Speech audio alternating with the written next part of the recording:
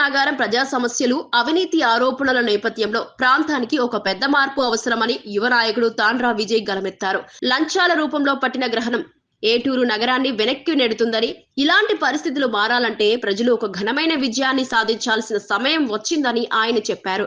మీడియాతో మాట్లాడుతూ ప్రజలు ఎన్నో ఏళ్లుగాను ఎదురు చూస్తున్న శుభ్రత, పారదర్శకత, మంచి పాలన ఇప్పుడు అత్యవసరమైందని పేర్కొన్నారు.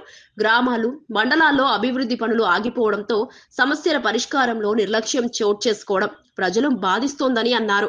యువత ముందుకు వచ్చి ఏటూరు నాగారం కోసం నిజమైన మార్పు తీసుకురావాలని విజ్ఞప్తి చేశారు. ఎన్నికల నగారం మోగింది. మొదటి విడత ఎన్నికలు మొదలైనాయి ఆల్రెడీ. మా ఏటూరు నగరం గ్రామ పంచాయతీ పరిధిలో బీఆర్ఎస్ పార్టీ ములుగు జిల్లా అధ్యక్షులైనటువంటి కాకులమర్రి లక్ష్మణరావు గారి సతీమణి శ్రీలత గారు బరిలో నిలవడం జరిగింది. నామినేషన్ దాఖలు చేయడం జరిగింది. వాళ్ళు పెట్టిన ఎజెండాలో కరప్షన్ ఫ్రీ ఏటూరు నగరం అనే ఒక పాయింట్ లేవనెత్తుతా ఉన్నారు. గట్టిగా ఘనంగా లేవనెత్తుతా ఉన్నారు.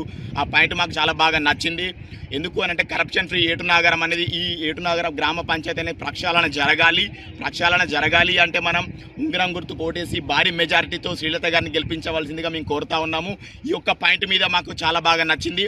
అంతేకాకుండా లంచాల రూపంలో గ్రహణం పట్టిన ఏటూరు నగరానికి ఒక ఘనమైన విజయం ప్రజలందరూ అందించాలని చెప్పి మేము కోరుతా ఉన్నాము.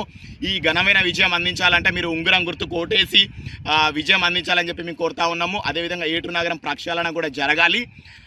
ఏటూరు నగరంలో చాలా సమస్యలు ఉన్నాయి. తాగునీరు, సాగునీరు, పారిశుద్ధ్యం, వీధి దీపాలు, విద్య, వైద్యం, అక్షరాస్యత. ఇవే కాకుండా వీళ్ళు వస్తే గవర్నమెంట్ ఇచ్చే నిధులే కాకుండా స్టేట్ కమిషన్ నిధులు కానీ, సెంట్రల్ కమిషన్ నిధులు కానీ, మనకి ఏదైతే సంతల రూపంలో వచ్చే నిధులు కానీ, ఇవే కాకుండా వాళ్ళ సొంత ఖర్చులతో కూడా వీళ్ళు ఖర్చు పెట్టే అవకాశం ఉన్నది. కాబట్టి వీళ్ళు డెవలప్మెంట్ కోరుకుని వచ్చే వాళ్ళు కాబట్టి, అంతేకాకుండా వీళ్ళ తాతగారు గోపాలరావు గారు కానీ, అదేవిధంగా వీళ్ళ డాడీ చక్రధరరావు గారు కానీ, లక్ష్మీబాబు గారి డాడీ చక్రధరరావు గారు కానీ, వీళ్ళు ఇంతకుముందు గ్రామ సర్పంచ్లుగా చేసి ఉన్నారు కాబట్టి వాళ్ళకి అనుభవం ఉన్నది. సో కాబట్టి వీళ్ళని గెలిపించవలసిందిగా ఈసారి కోరుతా ఉన్నా. అంతేకాకుండా కోతుల బెడదే కాదు, లంచాలు తినే తోడేళ్ల బెడద కూడా పోవాలి.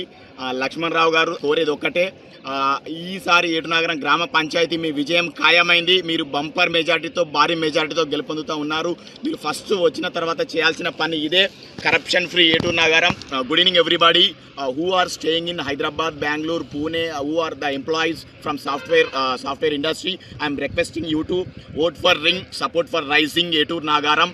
And లూటీ करने वाला नहीं, డ్యూటీ करने वाला चाहिए, जीतने की चाहिए.